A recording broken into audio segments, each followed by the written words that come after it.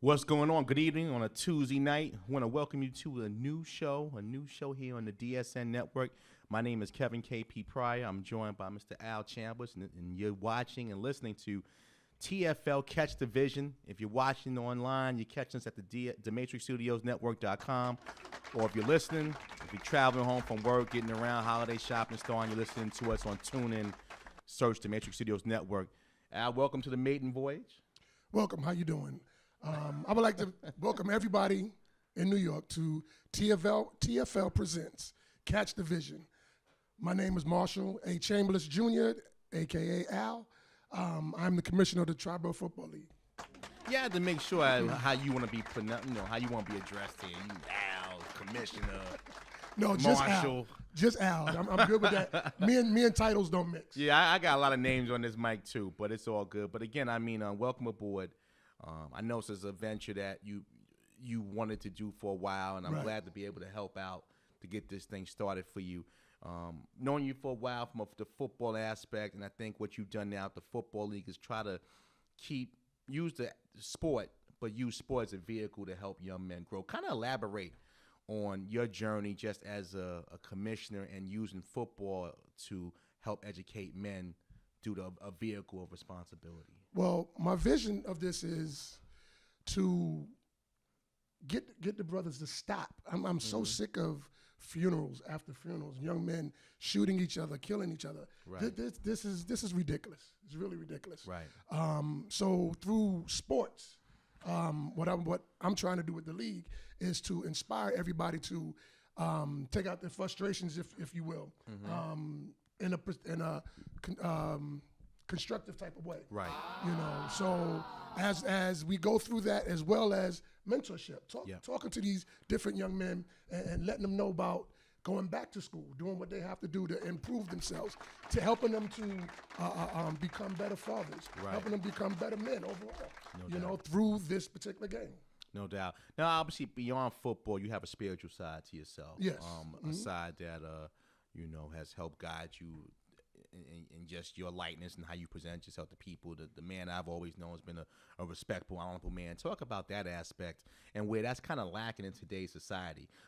We see a lot of our young kids, and again, we come from the football world, and guys who are disciplined possibly on the field and not always disciplined at night. But talk about the spiritual aspect that you're looking to bring, not just with this show, but just throughout your ministry. Well, from that point of view, I grew up, in church all my life. As we all do, we get older and decide to find out what's going on out there. Myself. I went and did what I did, but the foundation was still built. Right. The groundwork was already laid, so I came back. I came back to church, accepted God into my life, No doubt. and decided to begin to live for Him. Right. And as I began to do that, I began to see again where it's lacking in the young men. What I want to do is reach again young men, and with the show, I want to cater to the young men. Because the females, they got all the shows in the world for them. You know what I mean? So, Right. but who's talking to the brothers? Right. Who's being a mentor to them?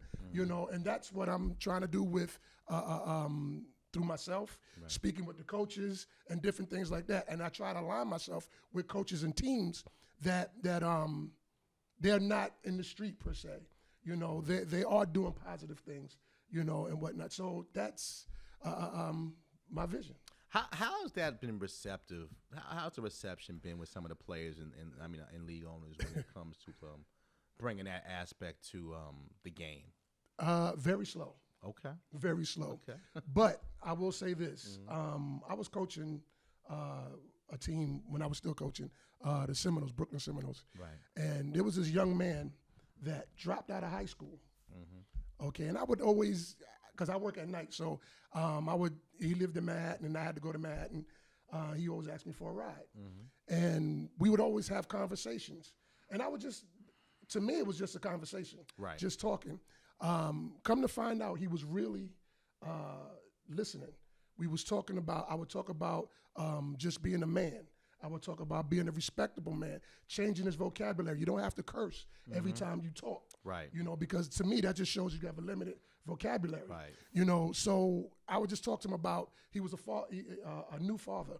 And I was telling him about how to be as a father, you know, and then I began to tell him about how to pray, you know, and with all of that, I never realized that he was actually paying attention. Right. The young man went and got his GED. Okay, his girlfriend became his wife. Right. You know what I mean? And when he came back and told me, he said, I did all of this, Coach, because you was talking to me. No doubt. He said, because my father's not here. You know, so He and when he did represented that, that aspect as being a father figure. right. Right. So when he said that and did that, then the light bulb went off. I'm like, okay, maybe this is what I'm supposed to be doing. Right. Right, no doubt, no doubt. I know we got some other brothers that'll be on the show a little later that actually represent that same quality. You know, using their personal platforms to help young men be better. Now, the thought for this show is a new show. I know you're excited about it, but give the overview what people are going to see every 2 weeks. They're going to, you know, hear about obviously the sport, football. They're going to hear about the religious aspect. What else will they hear about that's will kind of round them off into a complete individual? I want to. We as black men, I guess you could say, if that's safe to say, It's safe. That's what we are not privy to a lot of things. Right. I want to bring about a financial aspect. Teach us how to invest in stocks. Learn how to budget, because we keep going around buying $300 pair of sneakers and we still in the projects. Okay, we buying our girls Gucci bags and stuff like that. Okay, and she's on PA.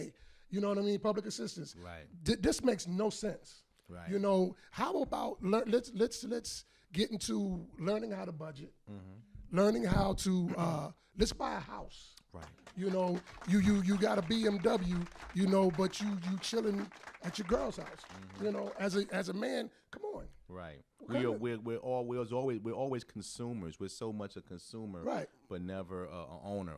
I don't even know sometimes if our young people know what a portfolio means, and that's sad. So obviously, again, what you're going to get from this show every 2 weeks is an opportunity to get some food, some learning, as we end 2015 into a new year of 2016 with a presidential race, and we're hearing all type of nonsense from the Trumps of the world. You know, the hunt is on, and if you're not savvy, if you're not smart, you know, you could get run over. Correct. And obviously having that spiritual essence behind you will only make you stronger and help you get through, because you can go crazy out here if you're not balanced the right way. We're going to take a quick break. We're going to bring some other people up to share their story. It's TFL, Catch the Vision, Maiden Voyage on the DSN Network. We're going to take a quick break and come on back.